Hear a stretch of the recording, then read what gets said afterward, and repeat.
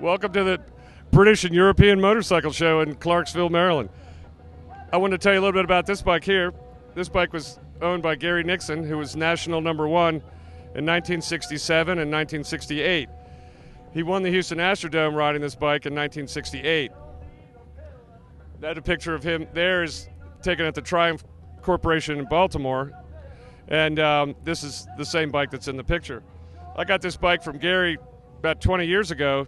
He had two of them. I restored one for him, having worked for the Smithsonian, and restoration is my specialty. I got this bike from him and restored one for him. So Gary's since passed away, and we had a lot of fun with this and vintage racing up and down the East Coast from New York to Daytona, and it's been a great little bike, and I'll cherish it forever. Hi, sure. My name's Ed Marshall. Retired Smithsonian, National Air and Space Museum. I grew up in Maryland. I keep this bike in southern Maryland, and I've used it in vintage racing or Armour Racing up and down the East Coast, mostly in the 90s. The last race I rode this on was about 5 years ago in Saluda, Virginia, and we've had a lot of fun with it. We try to take really good care of it, so subsequently I don't win that much, but we have a good time, and it's a firecracker. It runs great, so I'm really happy to have it. Tell us some technical specs. Oh, yes. Yes. I detoured from the original configuration of this machine, mainly with the engine.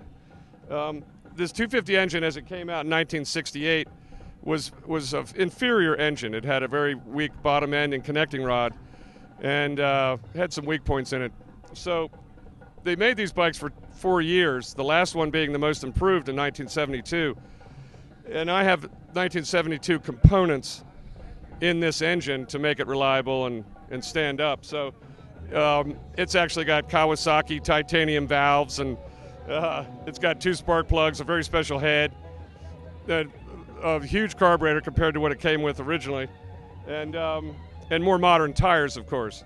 So, but it's a Breakless Class. It's a classic 250 class machine, and we've had a blast with it. I used to work at the Paul E. Garber facility for the National Air and Space Museum in Suitland. It's where the restoration shop is and the main storage for the museum.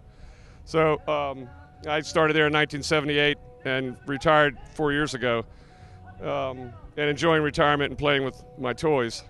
So, oh, I was probably 14 years old. My father used to ride motorcycles in the olden days, and he got me a Triumph Cub, which was the predecessor to this bike. Last year, manufactured was 67, but that was our trail bikes were Triumph Cubs in the early 70s, and then we got out of high school, we got a little bit bigger, the 750 Triumphs, and we used to race Dorsey Speedway, Winchester, Hagerstown, and have a lot of fun. So, and I got away from motorcycles and went and started working on airplanes. And then in the 90s, they invented Armour Racing, and that was a chance to take our friends out of the attic and blow the cobwebs off them, and we had fun. Good people, a lot of good times. So and Gary used to go with us. We got him to go a lot up and down the coast, and he'd sign autographs, and he'd parade around the bike, and let people take pictures and stuff. So, but he passed away last year, and we miss him a bunch.